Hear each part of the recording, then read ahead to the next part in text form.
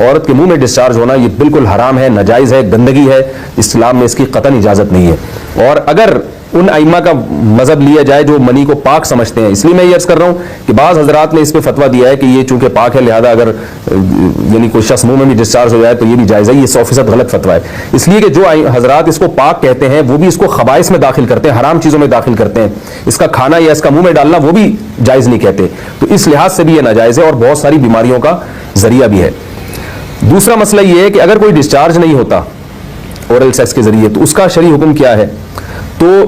اس کا حکم یہ ہے کہ یہ انتہائی سخت درجے کا مکروہ ہے، ناپسندیدہ عمل ہے، اور اس کے سخت درجے کے مکروہ اور حرام نہیں ہے لیکن بہت زیادہ ناپسندیدہ اور شریعت کے مزاج کے بالکل خلاف ہے، اور اسلامی کلچر میں اس کا کوئی تصور نہیں تھا۔ یہی وجہ ہے کہ فقہائے کرام کے ہاں اس چیز کا تذکرہ بہت ہی محدود پیمانے پر ملتا ہے۔ یہ اس کی علامت ہے کہ مسلمان معاشرہ اس چیز سے بالکل بھی واقف نہیں تھا کہ یہ کیا ہوتا ہے، تو یہ چیز غیروں سے آئی ہے، غیر مسلموں سے ہمارے معاشرے میں جو ان کی موویز دیکھ دیکھ کے، فحش فلمیں دیکھ دیکھ کے نوجوانوں میں اس چیز نے سرایت کیا، ورنہ یہ انسان طبی طور پر اس عمل سے بہت زیادہ نفرت کرتا ہے، کوئی بھی شریف الطبع آدمی ذہنی طور پر اس کے لیے تیار نہیں ہوگا۔ تو میں پھر بھی یہ کہہ رہا ہوں کہ بہرحال علماء اس کو ناجائز اور حرام نہیں سمجھتے، اس لیے کہ میاں بیوی ایک دوسرے سے جس طرح سے چاہیں استمتاع کر سکتے ہیں، لیکن سخت ناپسندیدہ بہرحال ہے اور مکروہ چیز ہے، اور اس قابل نہیں ہے کہ اس کی حوصلہ افزائی کی جائے۔ یہ اس کے بارے میں ہے کہ جب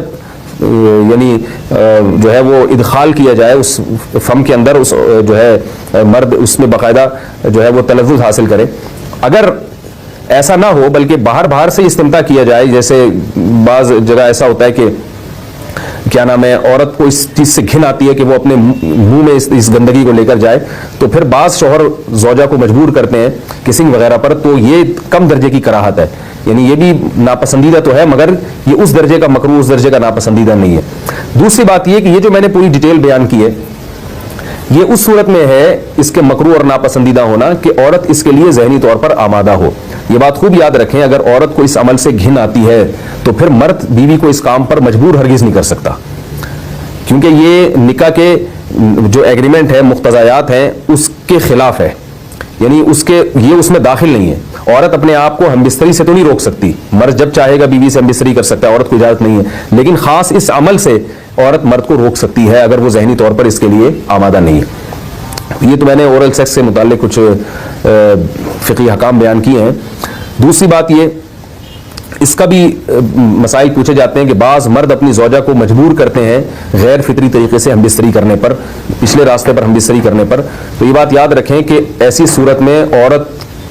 پر اصل حکم یہی ہے کہ وہ ایسے مرد سے طلاق لے لے اور اس کو اپنے قریب نہ آنے دے، کیونکہ اس میں نقصان یہ ہوتا ہے کہ اگر عورت اس کام کی مرد کو اجازت دے دے تو کچھ وقت کے بعد اس کی اپنی نیچر تبدیل ہو جاتی ہے، اپنی فطرت بدل جاتی ہے اور اسے اس غیر فطری کام میں لذت آنا شروع ہو جاتی ہے۔ تو اپنے آپ کو گندگی سے بچانا یہ بہت ضروری ہے، اور اگر وہ یہ سمجھتی ہے کہ طلاق کے بعد اس کے دوبارہ نکاح نہیں ہوگا، اس کی زندگی تباہ نہیں ہوگی، تو پھر سخت مجبوری میں اگر مرد اس کو دھمکیاں دیتا ہے مارنے کی یا طلاق کی، تو ایسی مجبوری میں پھر اللہ کی رحمت سے امید ہے کہ گناہ صرف مرد کے کندھوں پر ہوگا۔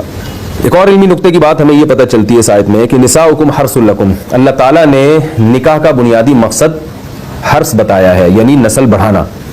تو یہ جو فیملی پلاننگ والے آج جس دعوت کو لے کے چل رہے ہیں کہ بچے دو ہی اچھے، یہ جو پوری دنیا میں ایک تحریک چل رہی ہے، یہ قرآن و سنت کے 100% خلاف ہے۔ قرآن کے واضح نصوص اور احادیث تو اس بارے میں بہت ہی تفصیل سے ہیں۔ میری جو کتاب ہے ایک سے زائد شادیوں کی ضرورت کی، اس میں تقریباً 50 صفحے میں نے صرف اسی پر لکھے ہیں کہ اسلام نسل بڑھانے پر بہت زیادہ حریص ہے۔ اسلام چاہتا ہے کہ